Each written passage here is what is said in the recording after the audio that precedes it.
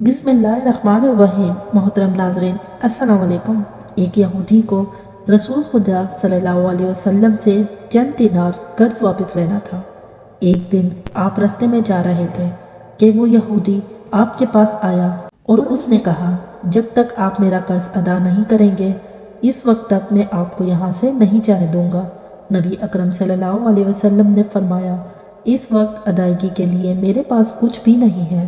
یہودی نے کہا، جب تک آپ میرا قرض واپس نہیں کر دیں گے میں بھی آپ کو یہاں سے نہیں جانے دوں گا۔ آپ نے فرمایا، اگر یہ بات ہے تو میں تیرے ساتھ یہی بیٹھ جاتا ہوں۔ یہ کہہ کر آپ اس کے ساتھ بیٹھ گئے۔ جیسے جیسے وقت گزرتا گیا آپ کے صحابہ وہاں جمع ہوتے گئے۔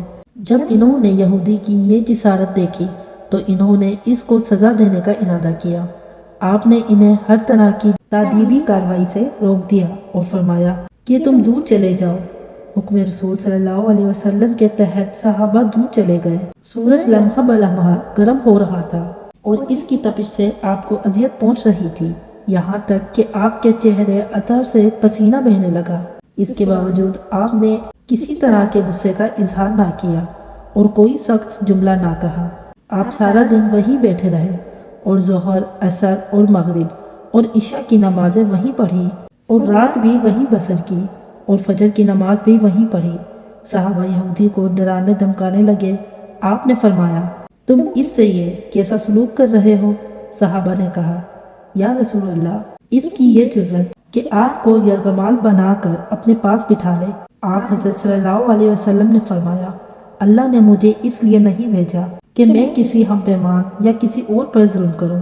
جب دن چڑھا تو یہودی نے کلمہ سلام پڑھتے ہوئے کہا، اشہد ان لا الہ واشہد ان محمدًا عبدہ ورسولہ۔ میں اپنی دولت کا ایک حصہ راہ خدا میں دیتا ہوں۔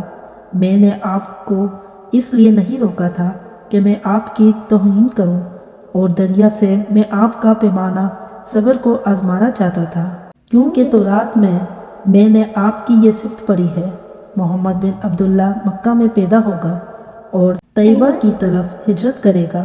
وہ تندخو اور سخت مزاج اور بے خدا کوئی کرنے والا نہ ہوگا اور کوئی جھوٹی بات زبان سے نہیں کہے گا۔ اس طرح سے میں نے آپ کو یہاں رکھ کر اس بات کی تصدیق کی ہے کہ تورات نے بالکل سچ کہا تھا۔ رسول اکرم صلی اللہ علیہ وسلم مبعوث برسالت ہونے کے 3 سال بعد تک خفیہ طور پر دعوت اسلام دیتے رہے۔ اس کے بعد اللہ تعالیٰ نے آپ کو حکم دیا کہ آپ کھل کر اللہ کا پیغام پہنچائیں اور لوگوں کو خدا کی طرف دعوت دیں۔ ایام حج شروع ہوئے تو پورے جزیرۃ العرب سے لوگ مکہ کی طرف آنا شروع ہوئے۔ نبی اکرم صلی اللہ علیہ وسلم کوہ صفا پر چڑھے اور آپ نے بلند آواز سے فرمایا، اللہ کا رسول ہوں، تم اللہ رب العالمین پر ایمان لے آؤ۔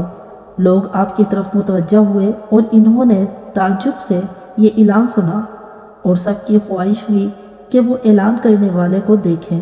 پھر آپ صفا سے اتر کر مروہ آئے اور وہاں پر بھی آپ نے 3 بار یہی اعلان کیا۔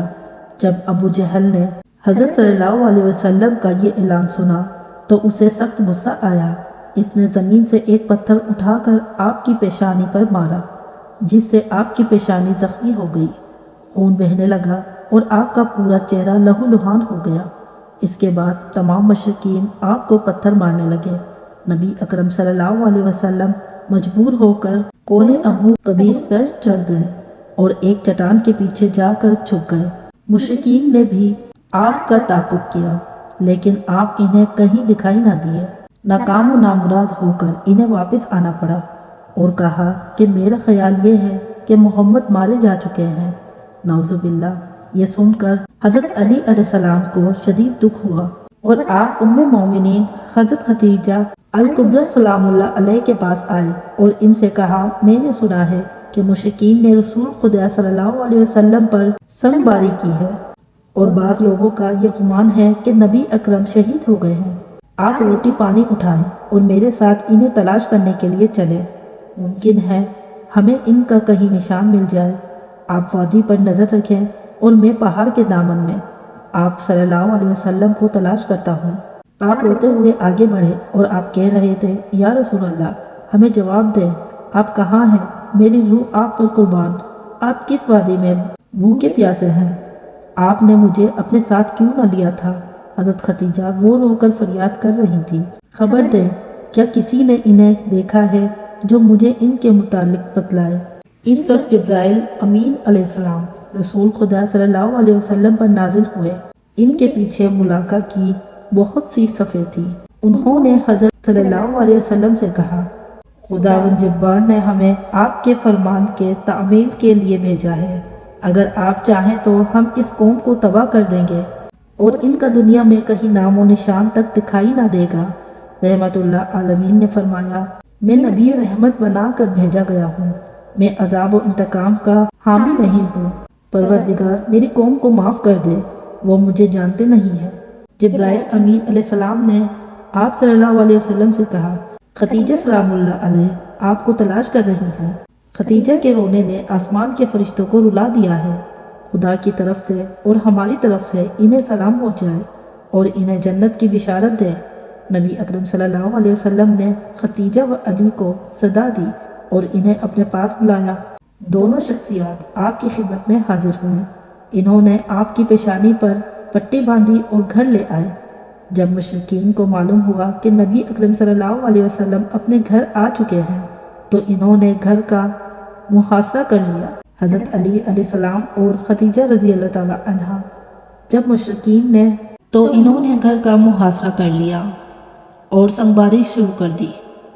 حضرت علی علیہ السلام اور حضرت ختیجہ آپ کی دفاع کرنے لگے۔ جب سنگباری میں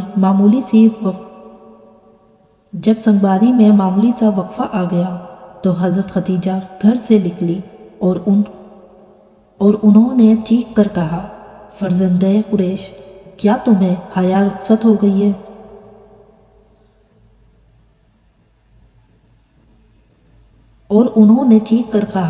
فرزند قریش، کیا تم سے حیا رخصت ہو گئی ہے؟